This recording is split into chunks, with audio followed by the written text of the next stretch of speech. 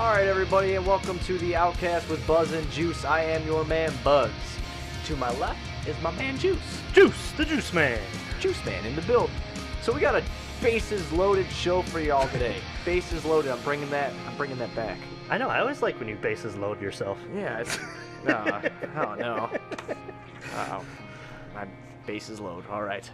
Fantastic.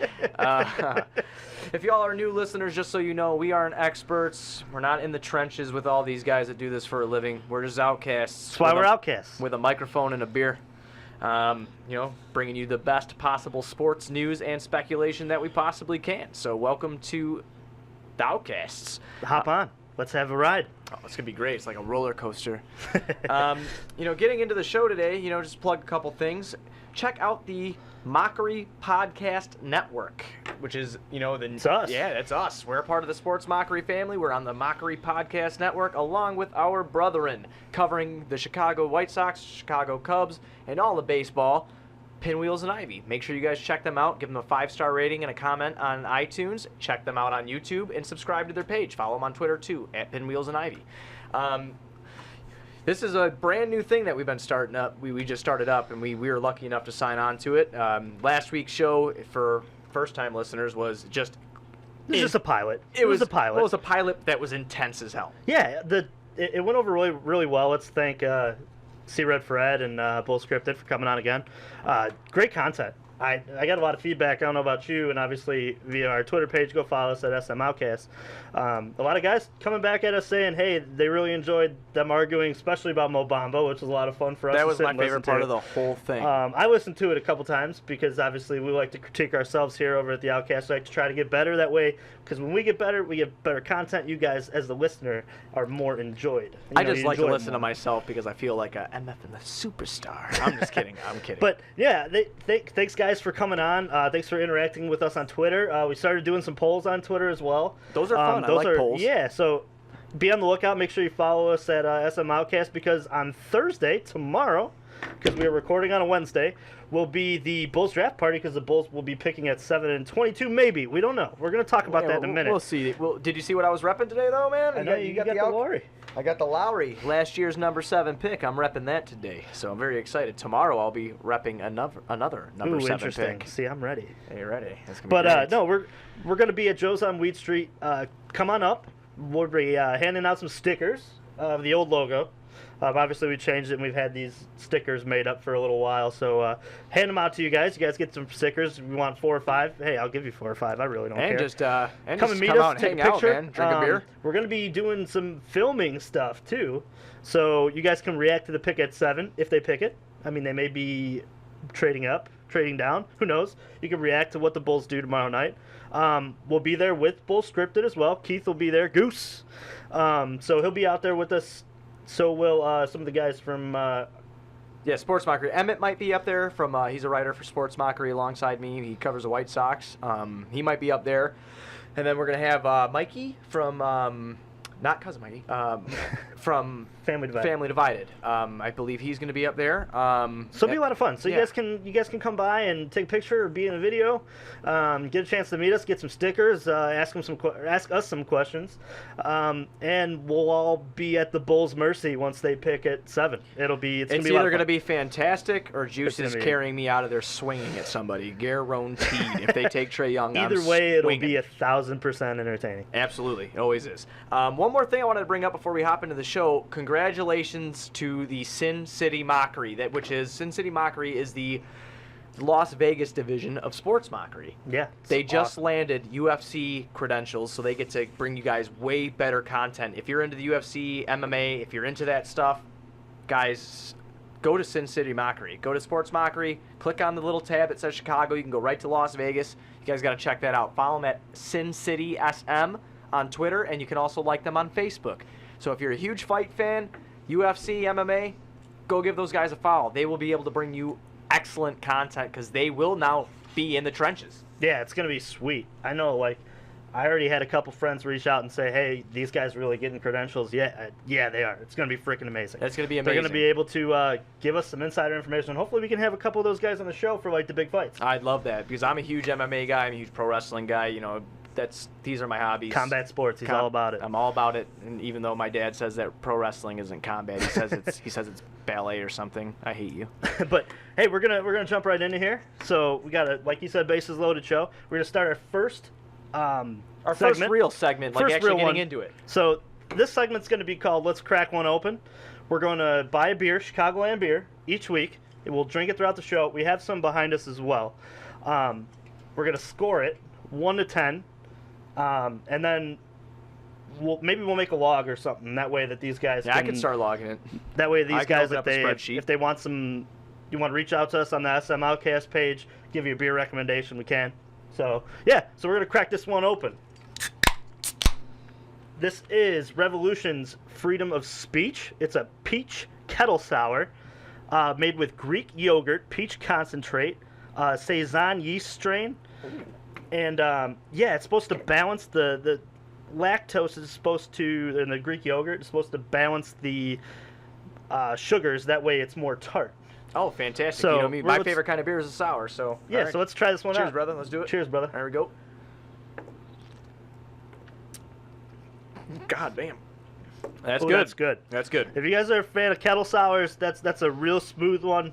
I like the peach at the end of it, and it's got some nice tart to it. Yeah, not a bad aftertaste with the tart either. What are you going to score that one? I'm going to give this a 7.5. It's not my favorite sour I've had. 7.5? Yeah, I'm going to give it a 7.5. It's not my favorite sour I ever had, but I would buy that. You know, this one seems like the perfect one for a summer day. We're outside playing bags, maybe, 35th and Shields. Oh, maybe. Maybe in the parking lot grilling. Hell yeah. Or maybe, over at the South lot before a Bears game. I'm going to give this one a 7.2. Oh. I really like it for sour-wise, nice and low. And actually, I don't think it's enough tart for me and you because we like them super tart. But it's easy drinkable. I could see myself outside in 90-degree weather pounding this. Oh, absolutely. So, yeah. I like that one. I'll give that a 7.5 for sure. So 7.3, 7.5.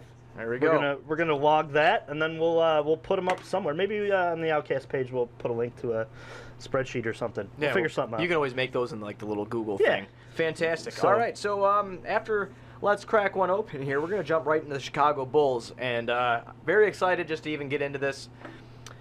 We're gonna make our final locks. Yeah. Right here, right now, even though it's hard to call. So is this like when you sent? Obviously, Buzz sent the outline over to me this week. I was pretty busy with work. Obviously, with us being at Joe's on Wheat Street on Thursday, kind of had to make sure I got some stuff done before. Was this based on who we think's going to be there, or is this just wants and needs? This is purely based on who I think they're going to take at 7. Like, who I think is going to be in, like, I'm going to throw away all the rumors and all that crap. Sure. Well, I mean, not all the rumors, but you know what I mean. Right. I'm going to throw all that away, and I'm going to choose the player that I think they're going to take, and I'm going to tell you why I think they're going to take that player. Okay. All right. You can go first. Jump right in. All right, I'm going to jump right in. At number 7, or, hey, even if they trade up, this is the player they're walking away with. I am about 99.9999% sure that tomorrow night, at Joe's on Weed Street, me and Juice are going to watch Michael Porter Jr.'s name get called, and he's going to be a Chicago Bull. See, and I knew that you were going to kind of say that. I too, MPJ is number 1 on my draft board. I just feel like the Bulls are going to have to trade up, or they're going to be suckered into trading up. Right. Because with what's going on with Sacramento and Memphis and Atlanta at 3, they've done really nothing to leak what they want to do in the draft. So it's going to be really hard for the Bulls to read it. So I feel like if one of them go during the draft and say, hey, we are going to take MPJ, if he's healthy, and the Bulls did their, obviously they did the medical research on him with their own trainers. So if the Bulls don't trade up to get him, or if they don't take him at 7, let's say he does fall, it's because the Bulls know something is wrong with him. Right. So, to me, I feel like the Bulls, that's the Bulls' pick because they're going to move 7. I really do think they're moving up. Because we've heard nothing but that they're moving up for the last 48 hours. Yeah, Vincent Goodwill dropped that article. I don't know if you saw that yesterday. I shared it with your thing on Absolutely. Twitter. But I just think that even before that, I don't need to necessarily. Vinny Goodwill has good stuff. I like him. He has good stuff. But I don't think that everything that's actually been going on within the draft and all the rumors leading up to this draft and all year, I mean, just God, I haven't seen a player more rumored besides DeAndre Ayton going number 1. Right. No one knew who was going to get number 1 before the lottery, obviously, but MPJ's been married to the Bulls like for a year now. Mm-hmm. And I mean, obviously, he's done a lot on his own merit to try to get here. Right. So, if that's the marriage and that was what's already been discussed, maybe he's influenced those 6 teams in front of him to not pick him, which is very possible. Right. Considering that he missed a workout. Obviously, he came back and did that workout. But from everything I've heard, a lot of teams are very weary, and he's dropped significantly in a lot of different mock drafts. So the ones that had him going 15th are just those are ridiculous. Yeah. But I have seen some that he's actually there at 7 for the Bulls to take. I have seen those too, and they actually pass on him. So hypothetically, if you're in the same boat as I am and we're rowing together here, hypothetically MPJ's gone. Who do you hope to see them pick the Bulls at 7 if they stay there, and who do you hope that you don't see get picked? I don't want Trae Young because I see, and I think we agree on that. Strictly because you're not drafting at a place in need at that point, and with a pick that high, it would just be, to me, with how they spoke about Dunn at the end for the press conference, and they said he improved. He's making strides to be that guy at the point guard position. To pick Trae Young, and I know that C-Red Fred had said that you can move him to the 2. I don't like that small lineup when, especially, he's going to get blown by. In my opinion, I don't think he's going to be a bust. I think he's going to be a contributor for a team, but at 7, I just think that you're drafting maybe a potential bust backup point guard type guy. At 7, you know what I mean? At 7, honestly, at 7, I think he's a bust. Yeah, and that's the thing, too. The at Bulls like were 11, terrible. 12, 13, 14, role player. Yeah, the Bulls were with that. terrible defensively last year, and if you put him into the mix and you don't get any better, like, at the 5, like, let's say that they do go with Chandler Hutchinson, and that's the 2. So you get Chandler Hutchinson at 22. And you get Trae Young. To me, that defense is far worse than it was last year because, then you're rolling with Rolo probably as your starting center, and you didn't shore up anything regarding the 5 position, and you addressed a position that wasn't even a need. So to me, that's a huge miss for the Bulls if they make that pick. Yeah, I definitely don't want to see, and a couple are going to blow you away here. I definitely don't want to see Trae Young. I don't want to see Colin Sexton, and that's because I'm a Chris Dunn homer. I'm not going to lie about it. I don't want to see any point guard. I think we don't need it. It's not a position in need. I also don't want Luka Doncic. Yeah, and I'm with you on that too. I do think think if he's there, cool, but I don't like the trading up rumors for him. Yeah, so help me, dude. So help me God, that's going to piss me off.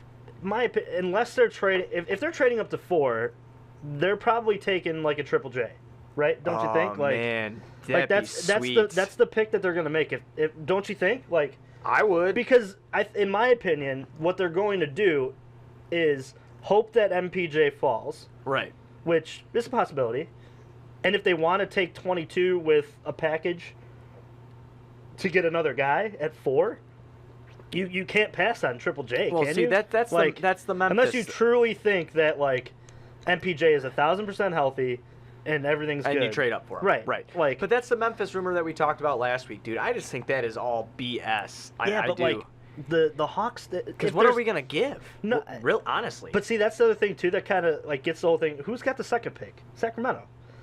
To me, if there's anybody in this draft who could be, holding the cards you could take and beat at the poker table, it's Vlade Divac and that crew, because they have always screwed it up. They're just known to screw it up. So if you really wanted to get like an impact guy and get your guy, you already know that Ayton's gone. He's going to the Suns at 1. You get to pick from the second best of the crop, and I like Ayton. I think he's going to end up being the stud out of this draft.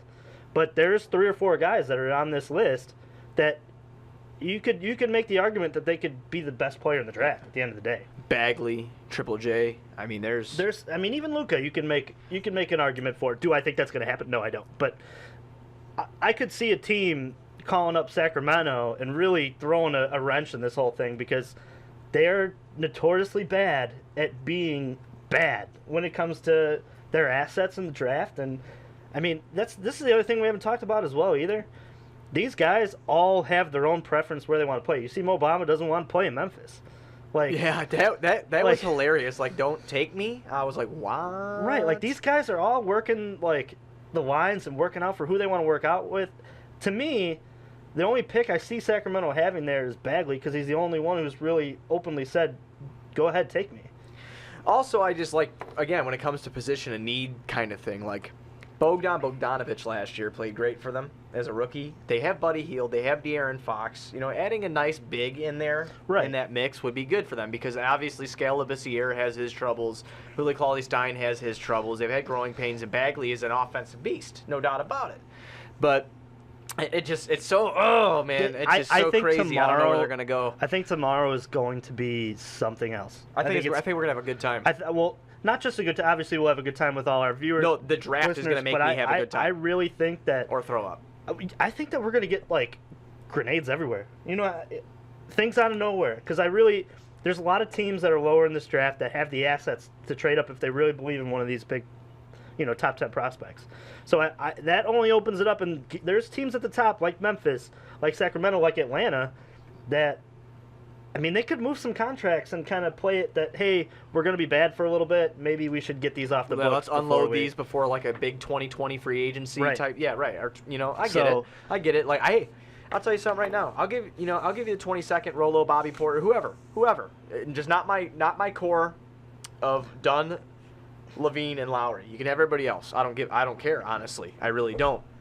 If I can get to 4 and have 2 picks in the lottery. Yeah, that's franchise changing. Sign me up. Yeah, I'll even mortgage. If I get to 13 or 14, what about Robert Williams? People don't talk about him anymore. Well, what if Kevin Knox starts to fall as well too? I mean, there's rumors. See, this like is what's so fun about and it. a Kevin Knox. Oh. This is what's so fun about it because I'm getting excited over here. There's like 7 spots, and there's like maybe 11 players that you could realistically see at those 7 spots. Right.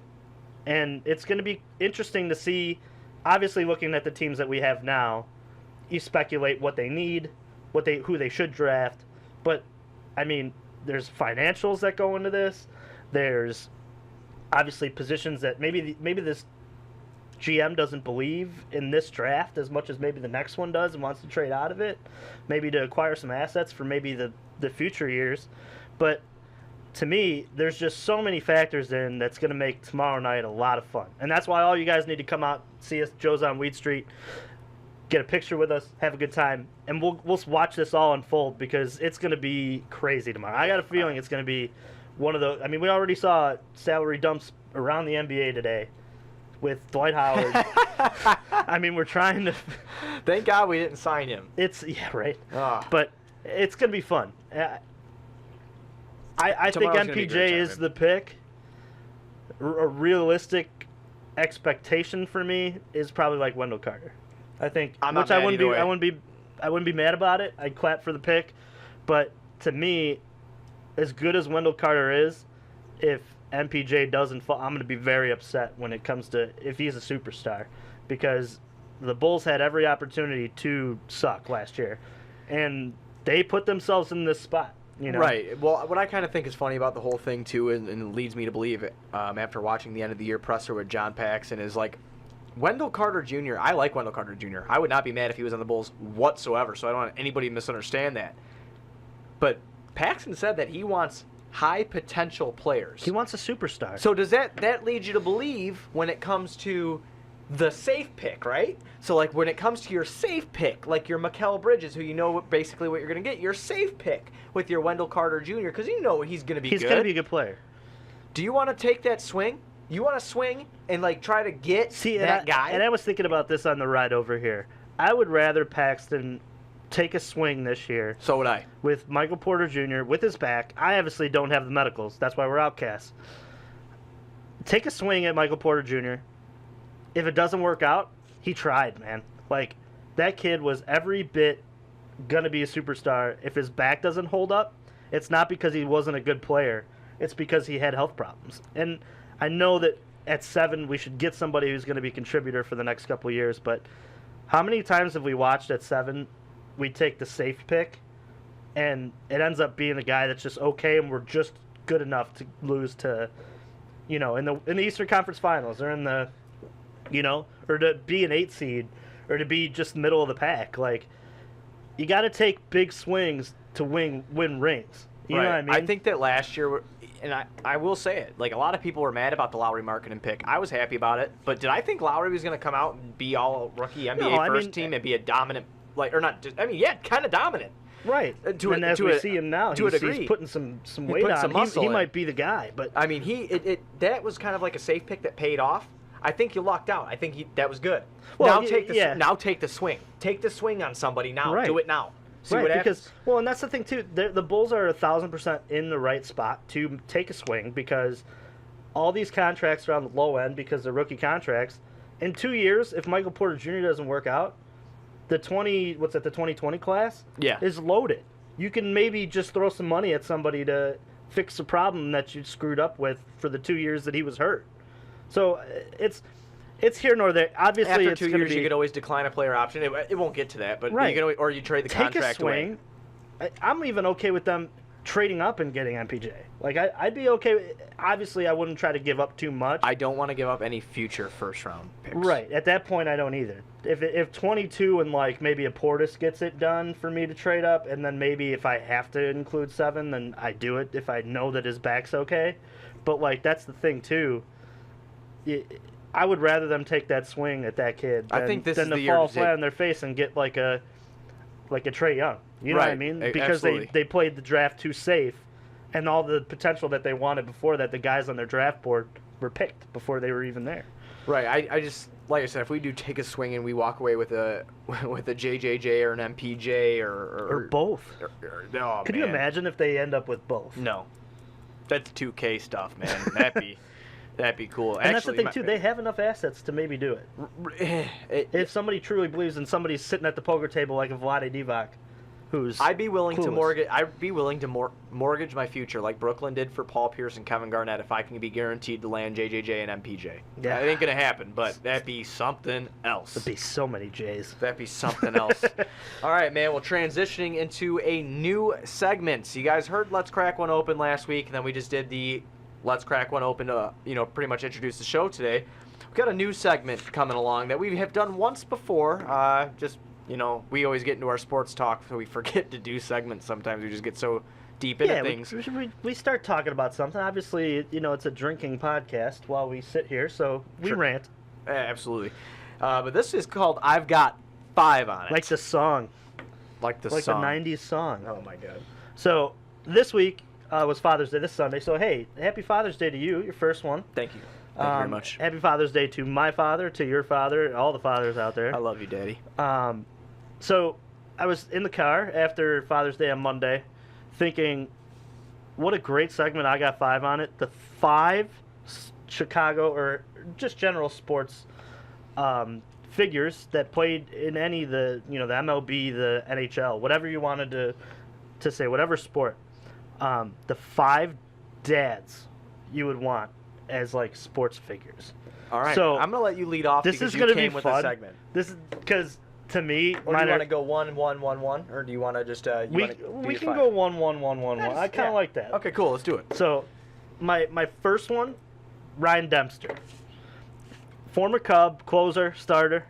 I want Ryan to be my father.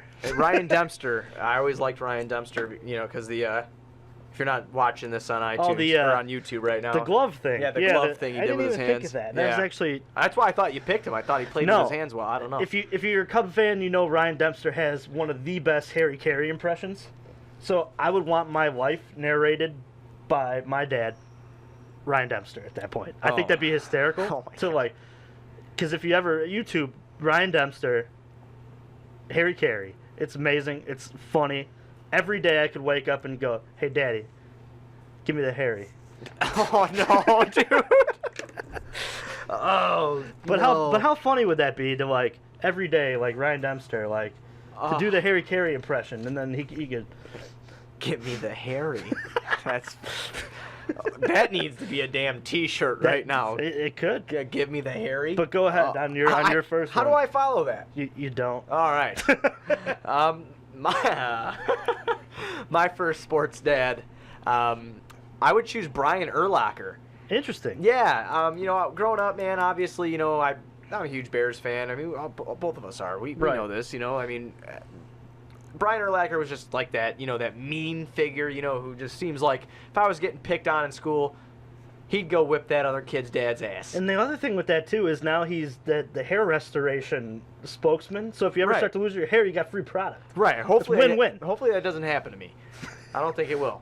But yeah, I pick Urlacher just because I think Urlacher's got, he's just got like a funny wit about him. He's a smart dude, man. He was athletic as hell, so I would probably be athletic as hell, hopefully. And he had that like I give no F's attitude, like Yeah, he was really with did. he was with a porn star, I mean, he was just Brian Urlacher was the man, So I bet I would choose Brian Urlacher as my the first one. See, I like got that 5 one. on it. I like that one. Thank you. So then for my second, these are in no particular order, by the way. No, this is just us so then for my reading second off. one, I went with Charles Peanut Tillman. Oh, that was a good one. Strictly, he's going to be a CIA operative. I don't know if you saw that No, I did. sports Yeah, story. Oh yeah, I saw that. He's went through the CIA training. I think that's going to be because think about it, like if the world ever starts to end, he would have a chance to maybe make it. Like, you ever see that movie? What's that? 2012, where they get on the boat. Yeah, and I know what you're talking about. and only like the rich people stay. He's got a shot because like he's in the CIA. So maybe he could Well, he's also sneak rich. me in and I could like make it. So this was like strictly strategic. Not only that, and but cool. He's a cool guy. Peanut is You know like what I mean? he, He's- with charities within the Chicago. Right. He was he's up a there. philanthropist. Yeah. So, He was great, man. And he seemed like he. You remember his daughter had that issue. yeah. And he was a very attentive dad too. So I'm sure he would have been great. My second pick is going to be the big hurt Frank Thomas, just because, man. Frankie, man, he was the man, and he makes, he's got hot sauce, he's got a little grill thing coming out. I mean, Frank freaking Thomas, Big man. Hurt Beer. Think Big about Hurt it. Beer. I think that's gone now, though. I think he actually. I guarantee but still, he has he's a got lifetime cases. supply. He's got cases Oh, somewhere. absolutely. So he likes to do all the things that I like to do. He likes to play sports. He likes to drink beer. He likes to grill, and he's like friggin' huge. I love that idea. I met him before. I don't know if you knew that. No, I did not know that. Yeah, we No. were by spring training. Me and my dad went for Cubs spring training one year. He was in the breakfast area. I didn't have the best impression of Frank Thomas at that moment. Everybody says that he's like a nice guy.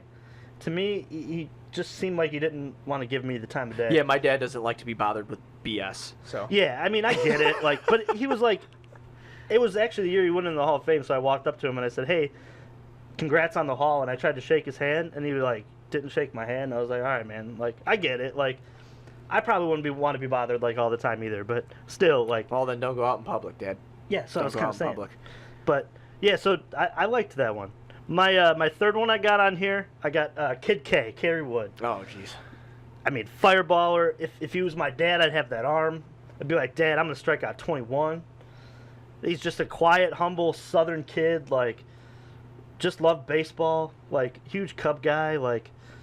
Great. He has that strikeout cancer charity too, I think. Oh, right on. Which Didn't know that. he's huge into. Seems like a big philanthropist. A lot of these guys they got their charities and stuff like Absolutely. that. Absolutely. They contribute back in the communities and stuff like that. But Kerry Wood just seems like awesome guy. I just and I want that arm, man. I just want that second chance to see what Kerry Wood would have been like if I were Kerry Wood. I feel you. I So- get it. All right. Well, my third. See, this is where it gets a little weird because I switched him up a little bit. My third is going to be Nick Diaz. Okay. Uh, MMA fighter Nick Diaz. MMA fighter Nick Diaz. Just so give people a little tune in on him. He is I don't know. I think that he could. How I grew up and how he grew up are kind of similar, and I think he would just fit in with our family real good. Middle finger up all the time. If you don't agree with us, middle finger up. And then when I get pissed off, I like to walk around and go 815, 815, because that's my area code. Uh-huh. And he says 209, but I say 815. So as soon as you hear me screaming 815, punch somebody right in the face. So, and I think he'd approve of that. So that's why I chose Nick Diaz to be my other dad, because I think that would be funny, and I'd probably go to prison. I wouldn't last in prison. You wouldn't last at 5 years old. You'd be in juvie easily. Oh, absolutely. I don't. We wouldn't be podcasting if Nick Diaz was your father. No, 815. I'm surprised you didn't go with Nate. I like Nate too, but Nick was always my favorite. Okay. Yeah, That's fair. Nate No, would be I my knew- stupid uncle. I knew Nate was your. Okay, Now you're thinking on next level. Right, yeah, I'm getting next level Like with Nate it. would be like that guy when you turn like 15. He'd Yeah. like take you and bust you up. Hey, like, man, you want that blunt, bro? Yeah, he would just bust you up. You know what I mean? So no, you're thinking next level on that. Oh, yeah, absolutely. My fourth, again, these are in no particular order. Charles Barkley. No. The round mound rebound. I always thought that like Charles was like, to me, the funniest, honest, and I'm low key very inspirational because like he was doubted via like how tall he was for his position, and still, I mean, they call him the round mound rebound. Like I'm not a role model. he's not a role model, but like, hey man, Charles Barkley. And, did you watch him on Family Feud a couple nights ago? He was hysterical. No, I have not. Like, I did not. him- I didn't even know he him- was on it. Yeah, the whole TNT crew was on Family Feud Monday night. Monday? Yeah, it was Ah. Ernie, Charles, Shaq, Kenny, and then somebody else some girl I never even saw before, reporter or something. No, okay. Yeah. That probably fills in for Ernie. But no, he's hysterical. And then I know that they're not really that big of friends anymore, but I've had access to Michael Jordan at that point. Right. You know, so I'd be That's able true. to hang out with MJ. That's true. Can you hit me with your Charles Barkley impression real quick no, for I everybody can't. to see? You No, can't do it, I right? just can't do it anymore. You just can't do it anymore? No, maybe we're gonna tease that one, and then maybe if the Twitter followers like get over a certain amount, we'll. Or I get you drunk enough? Yeah, All like right. I'll probably end up doing it tomorrow, like when they pick at 7. But yeah, All right. I got a pretty good Charles Barkley. Yeah, no, it's not a pretty good. He's being humble. It's a fantastic Charles Barkley. So who's your fourth? My fourth, and again, this is in no particular order. My fourth, I had to change it because I did all sports figures. This is your fifth. No, this is my your fourth. Okay. Yeah, this is my fourth. I still have one left after this one. My fourth is none other than the stylin' and profilin' Ric Flair. Wow. See, Yeah. you might have won the whole thing with that. Oh yeah, I just be dude. I'm telling you what. If I was a Flair, oh man, my hair'd be nice and blonde or white, whatever the hell their hair color is. I'd be styling, profiling, jet riding or whatever, yeah, jet you might- flying, limousine riding. You might have like a Ryan Gosling thing going at that Woo! point too. You know what I mean? I'm saying? Like Yeah, dude. Oh, Ryan Gosling. I don't know who that is. that guy from like The Notebook or whatever.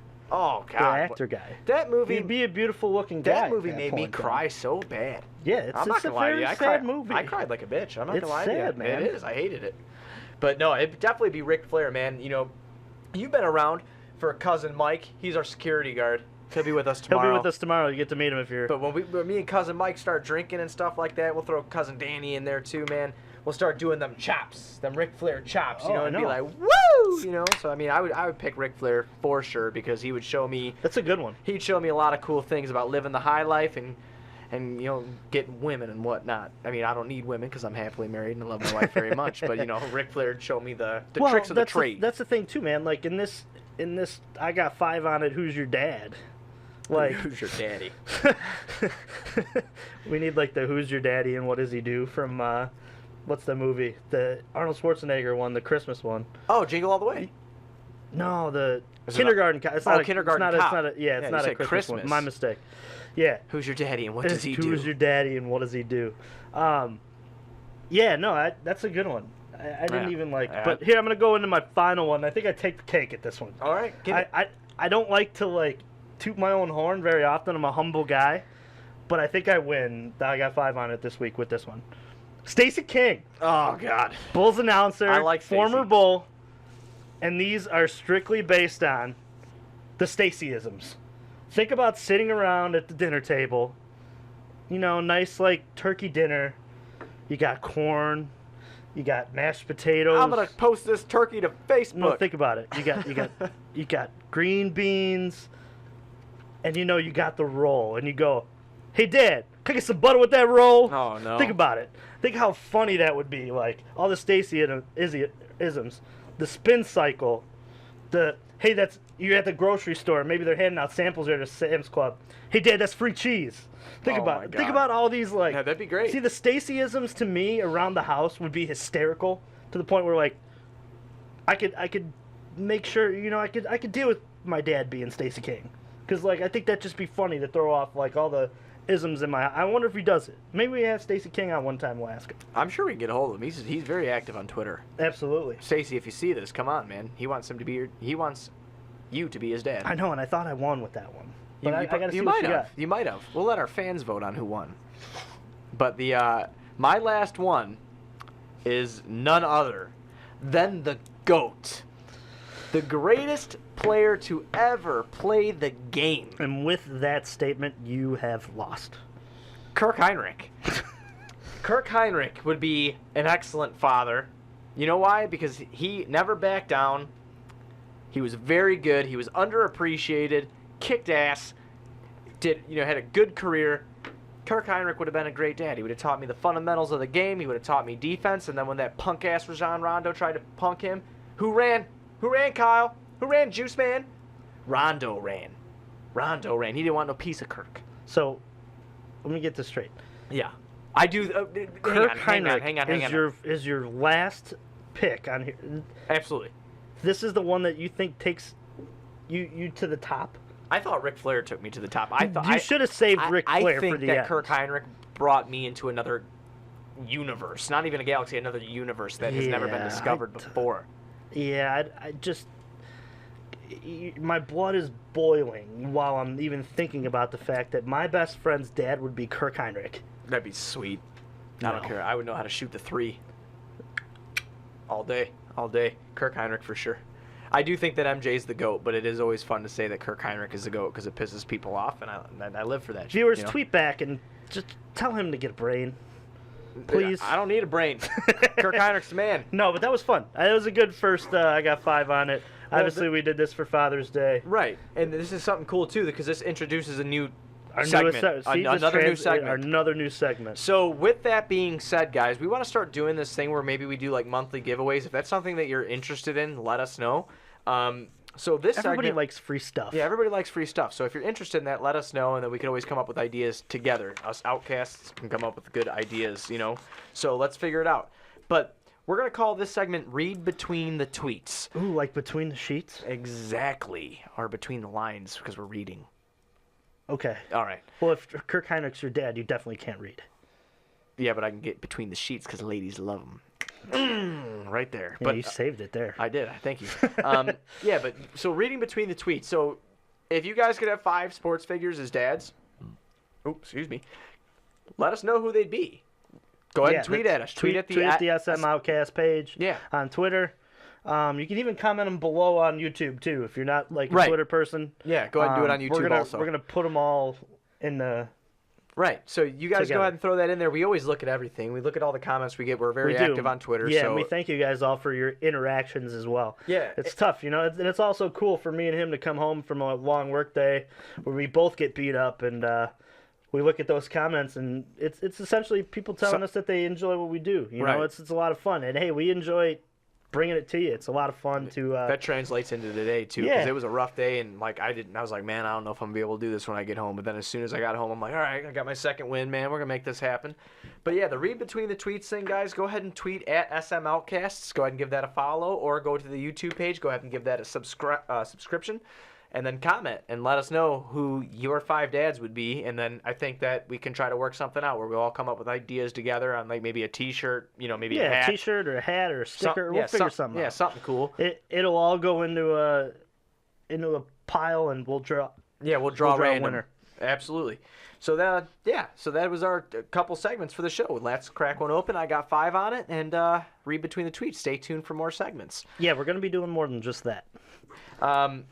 So getting into the MLB Roundup with our Sox and Cubs talk, we got our brother in over at Pinwheels and Ivy that do a lot of that. So we're going to keep it short, sweet, and to the point on things that happened within our organizations this week. And since you started with I got 5 on it, I'll just roll it right into this White Sox, so that's cool with you. Yeah.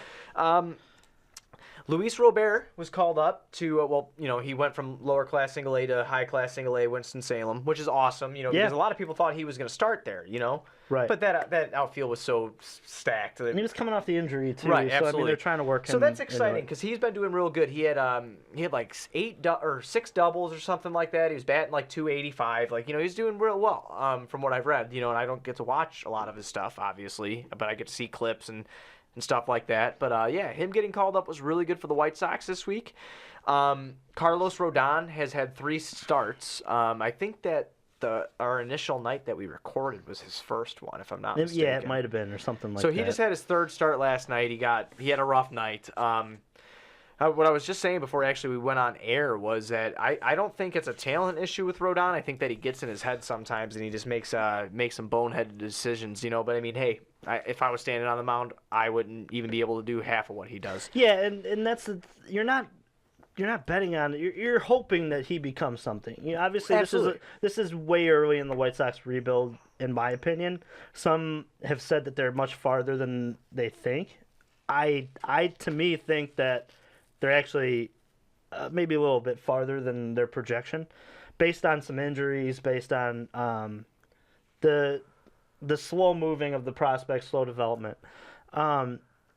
Does that make me think that they're not going to do it? No, I think that the White Sox are going to be a powerhouse within 2 years, but it's going to take some time. And like you said, it's in his head. He's going to have to learn to take his time and really learn as a pitcher. And you're not really betting on him to be huge in the rotation. You're hoping. I'm hoping he can be our 3. But like, Is the writing on the wall for this guy already? No, it's too early. It's still too early. And that's what I'm kind of saying. He's coming off an injury. He just got back. Right. I'm not scared about Rodon. It's it even goes back to last year. He gets in his head and he makes boneheaded decisions. Yeah, it happens. Well, he's a young guy. Right. It's going to take a while for him to learn. Obviously, these guys struggle when they come up, and he's struggled, but he's, like you said, he's also been hurt. He's had some issues, so he'll be okay. Right. It's gonna work itself out, and if it doesn't, you have plenty of arms in, the minor leagues that could fill the void. You do. Right, and the last thing that I wanted to bring up about the White Sox and just talking today is I've seen a bunch of articles, I've seen a bunch of speculation on whether or not Jose Abreu is going to get traded, and I just wanted to give my opinion on that real quick. For me, yeah, if he could bring in, more prospects or something like that, it'd be a good call. Out of the loyalty and everything that guy has said that he wants to stay in Chicago, I really screw the prospects. We have enough of them. I'd like to see him finish his career with Chicago. I know it's a bad business move, though. It is a bad business move. I understand I get that. I like Abreu. I think that he's Right. done a lot for the organization, and at the end of the day, I'd really rather keep him. And the reason I'd really rather keep him is because he's still producing at a high level. And I'd like to see him stick around. If we do become a powerhouse in 2 years or so, he could still probably be a part of the team and doing something. So that's just my thing with it. Yeah, I just think that his value on the trade market is going to be too high for anybody in the White Sox organization to pass up. So if he does command a couple of high-level prospects, how do you not pull the trigger with the state that your franchise is in? It's tough to, and we're trying to figure out where all these guys are going to play. Obviously, when they drafted Madrigal, it'll be interesting to see the way that the infield looks. Yeah. So if you trade him, it does maybe potentially open up a slot where maybe you move, and I know that you're probably not for this, maybe you move a Moncada over to first, or he's got the hands to do it. It is what it. We're not going to say this is, to me, it's way too early to pick where these guys are going to be position wise. It's like when the Cubs were in 2014, 2015, not 2015, 2014, 2013. When they had all these guys in the pipeline, it was tough to, this guy's going to play here, this guy's going to play here. Well, you don't even know if these guys are going to be full contributors yet, because you don't know if they could play Major League Baseball. Right. So it's hard to, other than Moncada, which we've seen some flashes out of him, it's hard to pinpoint where a guy's going to be. And we've talked, on recent podcasts about Timmy Anderson and his struggles at short. Him and Moncada have actually just been trash lately. Both of them. Well, it's in the field. And if Moncada just coming back too from and the it's injury, also Moncada's first year as in the bigs, too. So it's an adjustment type deal too, where it's his first full time year, right? That's what I'm saying. Right. So, I mean, this is the dog days where you could see the All-Star break, and you're like, okay, when is this getting here? Maybe you start to see some power numbers down. You start to see some lack of focus. It's tough because these guys they play such a grueling schedule that when it's your first year, it is really an adjustment year. This is his first big league year, so right. We'll see. Yeah, and I just wanted to stat correct myself real quick. It was I said 285 for Luis Robert. It was actually 289. Okay. Whatever. Now that was just spewing off the top of my head. I said 6 doubles, didn't I? It was only 3 doubles. Well, that's one of the guys that you need to come through. I mean, I'm very excited for him. And Robert, they're going to be the 2 guys who are mainstays in that lineup. And right. I'd be checking the stats. I remember looking to see what Chris Bryant was doing when he was playing, third in Iowa. Well, for Iowa for those 14 games. All of our dudes at Sports Mockery, all of our our fellow guys over there, like, talking sports and stuff like that. I've learned so much. I mean, and you know me, I love baseball, man, but I've learned so much where these guys are like just diehards. Like I'm talking like how I am with college basketball. Yeah, these I love guys baseball, but these guys, especially Pinwheels, I mean, they really go in a huge depth. I've learned so much about all that kind I of listen stuff. to them every week. Yeah, I really enjoyed their show, man. It's fantastic. So yeah, make sure you guys go over to the Sports Mockery page, click on the podcast link at the top, and listen to all our shows that we have up there. I think they're all via SoundCloud, if I'm not mistaken. Yeah, on the website they're all SoundCloud, but you can all find us on iTunes, where you can give us a 5-star rating and a comment. And YouTube, you can find us Google Play. Right. We're everywhere. Yeah, we're everywhere. But go ahead and get into your Cubbies, man. Let's hear some Cubbies talk, because I've been kind of, we've been kind of in and out all week from work. So yeah, what's going on? The Cubs are playing really good baseball as of right now, and as the season kind of progresses into right before the All-Star break here, we're going to hope that they go on this same run. Just took 2 out of 3 out of a good Dodger team. I hate to cut you off. Did you crack open another one? Oh, yeah. Oh. They're behind you, my man. I didn't know you cracked open another one. I didn't even hear on my second. I didn't hear the... I think you were talking about your dads and your 5 dads. Right there. Oh, no. Oh, that makes me sound horrible. Go ahead, go on. It's some kind of new age living with 5 dads. But they're streaking here. They just beat 2 out of 3. They really should have swept the Dodgers. They blew one strictly on there we go. On Justin Wilson. That game, they probably should have won. They probably win that game if Brandon Marl's available. Obviously, with him with the back issue, there's a few things that I had written down based on what I'm seeing from the Cubs lately, and it's this fear that I think that maybe these injuries are based on how much the bullpen has started to pitch in this first kind of half of the season. I really worry based on all these innings that these guys are being thrown in the gauntlet for.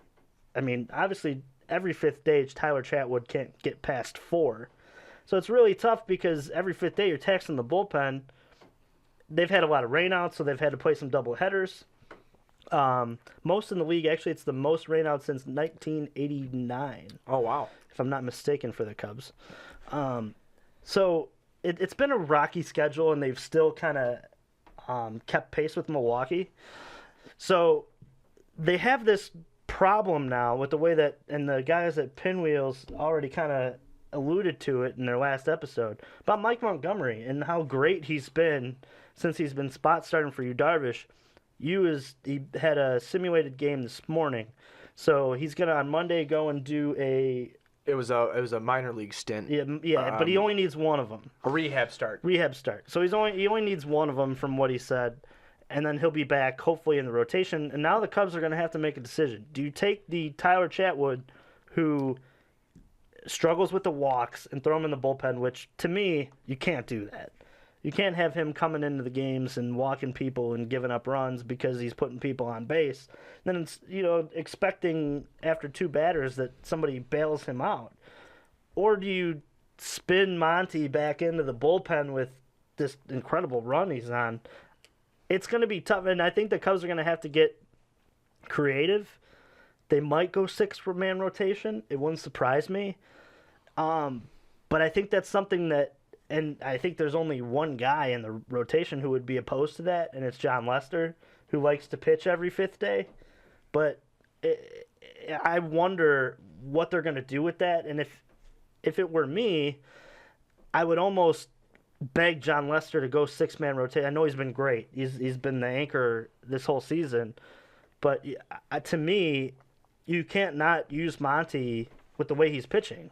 He's been unbelievable. He's given up only 1 run in all of his starts that he's since. Yeah, he's been on an incredible run. So. But that's the Theo and the boys are. It's also a good problem to have.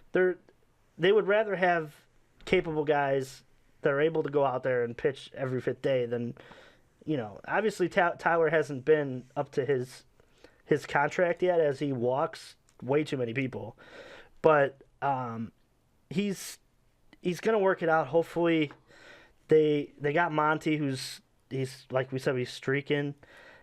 I just think that at the end of the day, the unfortunate part of it is Monty's probably going to have to go back to the bullpen because they need another lefty out there anyway. I know that Rosario has really come in and done some good things, but they really like Monty in that bullpen, and it's tough. What do you do with Chatwood? That's the $1 million question. I'll be interested to see what they switch out, or who goes to the bullpen, or what they do regarding if they go to a 6-man rotation. The interesting thing that I did read is that they do piggyback starts. Maybe start Chatwood and then go to Monty in the middle innings.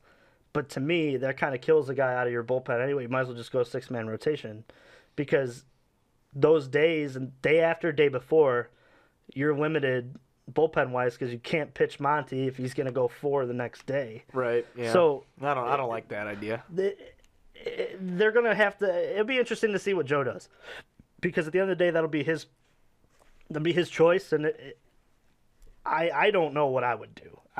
Because you've paid Tyler enough to be a starter, and obviously we saw with Jason Hayward, he plays right, and obviously he's streaking out.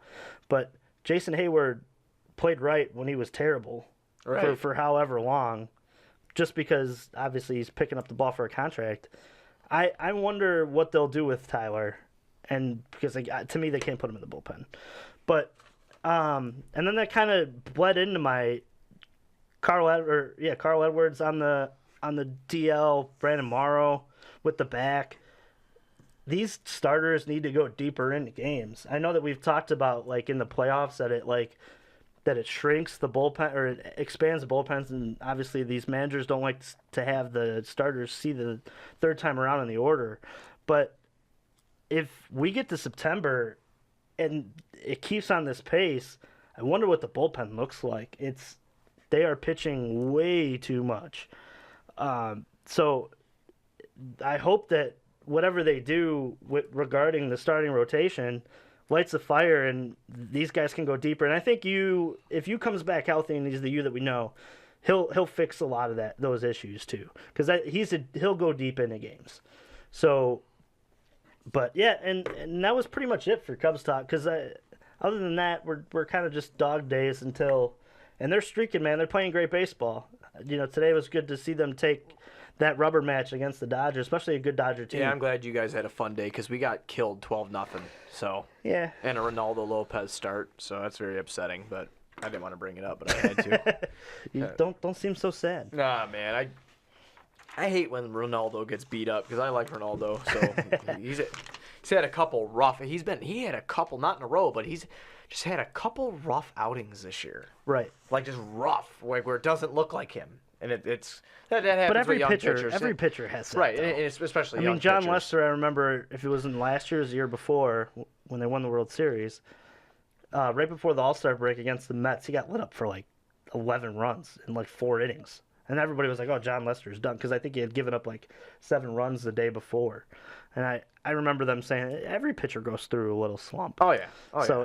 I wouldn't worry about him. He's been the base, the rock of your rotation. Oh, yeah. No, I'm not worried about him. It just sucks when it happens. I hate that. No, it's because you're expecting to see him throw another gem in a row. And then when you get the wrench in it, it's like, yeah, it's upsetting. Well, Cleveland's a good ball club, too. Right. Though. Oh, yeah. Yeah, the record's deceiving. They're going to start getting a lot better here soon.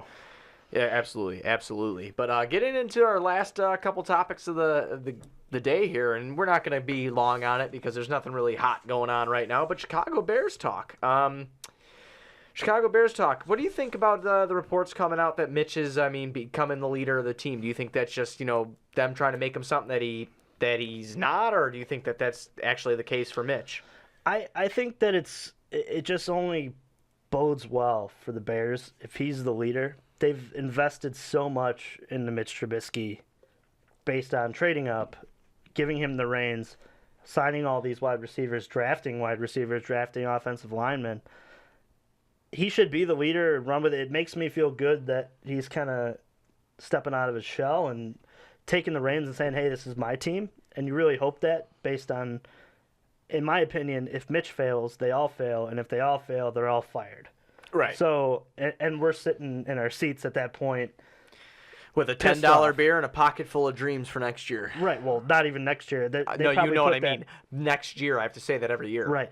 Next but year. that's what I'm saying. That if they have to restart and find a quarterback, they're in trouble. You know. So, but I think that with the marriage that they've linked with Nagy and with Mitch Trubisky and obviously with Ryan Pace trying to give them every weapon that they can on the offensive side of it, I think that it's good to see Mitch Trubisky stepping out and taking the reins and saying, hey, man, this is my team. I'm ready to take that next step my second year here.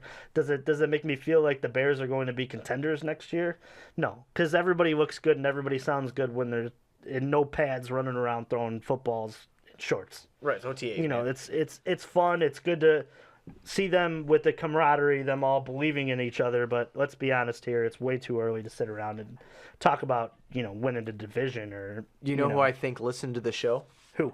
I think Kevin White listened to the show. Did he? Yes. Why is that? Do you remember a while back in another universe, I had a rant on Kevin White? Yeah, it was impressive. Where I got super pissed, and I'm like, listen, I get it. Hey, I'm a sports player. I can do whatever I want. I get paid millions of dollars. Blah, blah, blah, all that BS.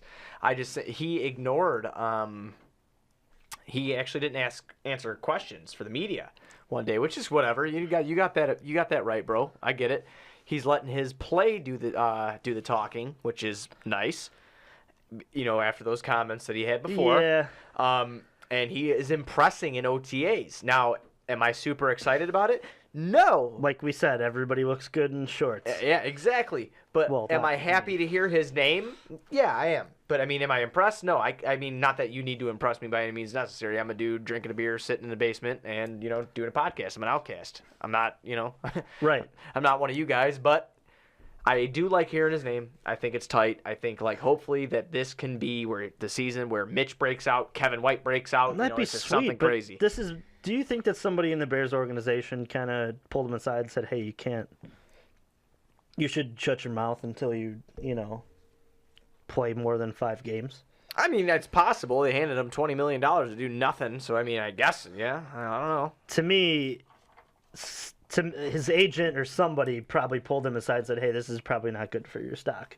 Yeah. Because you're putting a lot. And I know that it's do or die. Looking cocky as hell. I understand it's do or die for him, but if he fails, he's still. Let's say that he fails, but he's healthy. He's just not on the right page for the offense. He's going to get picked up by somebody, maybe in a different system, and he'll make the argument that the system didn't fit him. Well, he might go play in the XFL or the CFL. Is that 2 years down the line, I believe? XFL's 2020, I think. Yeah, it's 2 years down the line. I just want to see Vince McMahon come out. This is where we need a soundboard now. Do. This is the XFL. That was so much. I miss the XFL. Me too. He hate me, bruh. But, yeah, I hope that Kevin White comes in. Like you said, show it with your play. Right. It'll all be decided over if he can stay on the field and if he can be productive. And none of us know that. Oh, yeah, absolutely. Absolutely.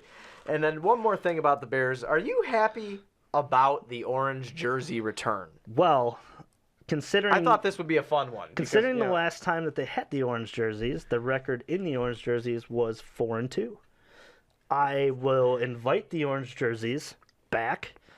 They seem to play better than that. I know, but that was also the reborn monsters of the Midway with, but they were also Reebok, it's cool. Not Nike. It's cool. Don't get me wrong. I'm happy.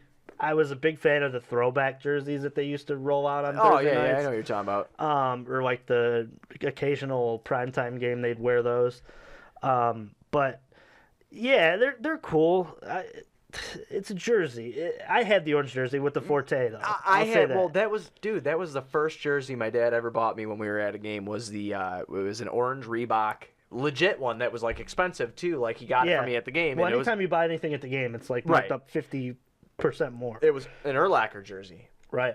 I remember that. Yeah, that was my first one that I ever got. The actual legit jersey was the orange Urlacher jersey, and Man, I think nostalgia. Yeah, you know, like for me, because it's cool because like you think about like when you were going to the games when I was a with little your kid dad with my and old little- man, and I had that same reaction when I saw him on Twitter. Right. It's cool. Nike has a good design for them. They're a little different. they are a little different. Yeah, they are.